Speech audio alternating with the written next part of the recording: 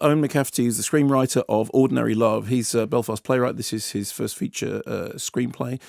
And the film is directed by Lisa Barostasar and Glenn Laban, who names that should be familiar to you because they made Good Vibrations, the film about Terry Hooley and the Belfast punk scene, which is a film... A film you loved endlessly. I loved endlessly, and I think I bored you to tears with it. No, I can't imagine that would ever happen. No, it couldn't, but I thought it was a wonderful film. Anyway, I think Ordinary Love is an extraordinary piece of work. So it stars Leslie Manville and Liam Neeson. They are a couple who are, of a certain age, that they are trying to see off, the aches and pains of growing older. And they've taken up walking.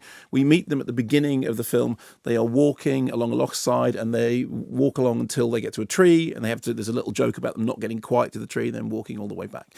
And then we see them in their house, and there is this kind of they have these lovely bickering conversations that are very, very affectionate, but also sort of quite funny and sparky. He says he's going to have a beer. She says, what was the point of doing the walk? He says, well, the point of doing the walk is it allows me to have a beer. And she said, there's another time when they're in a supermarket. He says, I want to get tomato juice. And she says, well, don't get the concentrates full of sugar. Why don't you just get some tomatoes and then we'll get one of those juicers? And he says, that'll never happen. We'll never use it. And she says, well, why don't you use a juicer? He says, hang on, we're having an argument about the frequency with which I don't use a juicer that we don't have. So there's this really lovely sense of their relationship and this really affectionate bickering. And we know from fairly early on that they are living in the shadow of a loss, of a grief in their family. Quite early on in the film, she goes up to have a shower and she feels a lump in her breast, and she calls her husband up and says, look, I think I can feel a lump. Can you feel something? He says, no, I'm sure I can't feel anything. I'm sure it's just to do with the fact that we're of an age. But they then go to see the doctor and then to the hospital and start entering in a process of examination which raises the possibility that actually they may be dealing with something that is significant. What's going to happen if I've got cancer? You don't know that you do. If? She said on a scale of 1 to 5, it's 3. I don't think she would have said that if it was going to be 5. 3 is closer to 5 than it is to 1. No, it isn't. Well, no, it isn't. But in your head, it is. In your head, 3 is closer to 5 than it is to 1. I don't know why, but you know what I mean. It is. It isn't. What's going to happen if I've got cancer? And what he says is, whatever we have to do, we will do, and we will do it together. And there is not a moment that I will not be with you.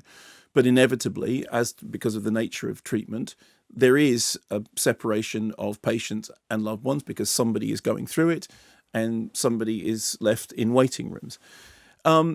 There are so many things that I love about this film. And the first thing to say about it is that title is important. The film is called Ordinary Love. And it is, for me, I think fundamentally, a love story. It is about a couple who have been together for a long time, who have been through a lot of things, who, as I said, are living with the tragedy of a loss in their life, which they have come to deal with in their own individual ways. And a lot of it is to do with conversations in which they appear to be talking about nothing, but they're actually talking about everything, and which is something, as you know, is really sort of works for me. The screenplay by Owen McCafferty is terrific, and I know some of it is drawn from personal experience. That particular conversation about 3 being closer to 5 than 1. I mean, it's genius, isn't it? Yes. And apparently is a conversation that he did have with his partner Peggy. And that's one of the moments when you hear that and you just think, that, to me, is just beautiful. It does sound closer to 5. I know, and because you know exactly what's meant by it. And so the film, which basically takes place over the course of a year, it begins and ends with images of the couple together. During the course of the narrative, as I said, events move them apart. And it is one of those films that is simultaneously about really life-changing events happening. But the fact that when these things happen, we are simultaneously dealing with the minutiae. I mean, if anybody has any experience of this, you'll know, for example, that you can go to hospitals and you can have hospital meetings, which are really, significant things are being talked about, but you have to queue up to get the the money for the car park. So as they're going to he's having questions. He said, what patients have to pay? Yeah, it's all to do with money. It's all to do with the car park thing. There is one brilliant scene when they are waiting in the waiting room for her to be called in to hear the diagnosis of the biopsy. And he says, I have to go to the loo. And she says, well, don't go because they might come out. He says, I'll be as long as it takes. And of course, he goes to the loo, and immediately the doctor then comes out and calls her in. And there's this moment of panic when, because we are about to face the revelation of some very important information, but somebody is off doing something.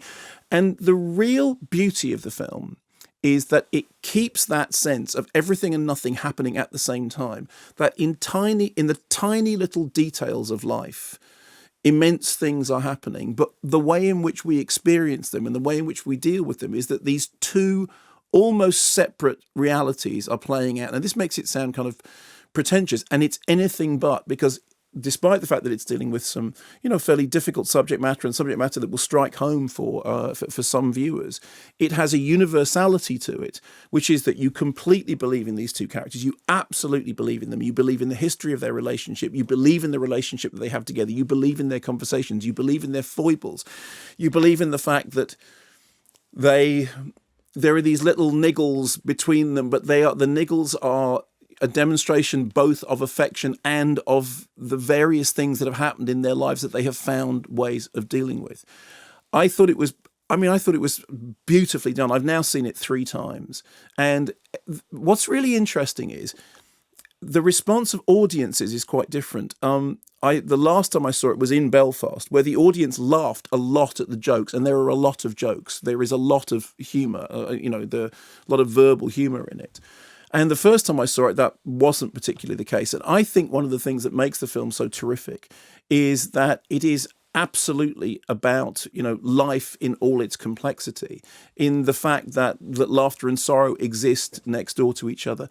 There are moments in which Liam Neeson's character, Tom, ends up having this kind of completely cyclical, metaphysical discussion about the nature of the afterlife, but it's all delivered as if he's just buying some groceries. Leslie Manville, particularly, I think is amazing in the film. And when I first saw it, I said, well, clearly she's going to get an Oscar nomination. As far as I understand, the film isn't being released in America until next year, so it won't be for this awards season. It'll be for next year. Well, I imagine it's up for BAFTAs. I mean, I'm a huge fan of Leslie Manville anyway. I mean, you saw Phantom Thread, in which she was so great. I mean, Phantom Thread, in which she has the best line in the film, which is, "I don't want to hear it because it makes my ears hurt." And there is a shot in the film in which it's a wordless shot when we just look at her face as she's having an examination done. And in her face, you see everything that's going on with her character. Whether it's, there's loneliness, but also defiance. There's fear, but there's also strength. There's confusion, but there's also acceptance. And all these things are happening at the same time. And this is the thing I keep coming back to with the film, that the real power of it is that it's dealing with potentially life-changing events, but in a way that is completely ordinary. And interestingly enough, the script was originally called Normal People, and it's now called Ordinary Love, which I personally prefer as a title. But one of the reasons that it's called that is because it's about the fact that this story that is happening to these two people is also happening to people around them. And as they go through this process, they meet other people who are in different stages of a similar story. And it's about the fact that it's an everyday story that on the one hand is really huge, and on the other hand is everyday and is experienced by normal people. And it is a story of ordinary love. And it's very rare that you find in movies a portrait of a marriage that has been around for a long time and is kind of fully explored in all it's not to do with infidelity or anything like that. It's just to do with what a relationship looks like after two people have been through a lot of things together and have a lot of shared history. I should also say plaudits to the designers, because one of the things that the film does is it creates the environment that they live in, which is their house, which seems to be benignly haunted by their past. And then as we move into the hospitals and the medical circumstances, the film absolutely understands the relationship of characters in space. There are scenes in which you see like a character waiting in a waiting room in which the waiting room is very, very large. You know, stewed cups of tea, but this thing about this thing is bigger than you and you're a small character. And there's a marvelous scene at one point with the camera just looking at the empty house when Tom and Joan are at the hospital. I loved it. I thought it was just perfect, so perfectly judged. And as I said, I'm a big fan of the filmmakers anyway. I think the script is terrific and I think great performances. Lovely ambient score, very low key, not at any point feeling the need to push any of the emotion to ramp things up. Everything is done on this really, totally ordinary, believable, and utterly engrossing level. It's called Ordinary Love, and there is nothing ordinary about it at all.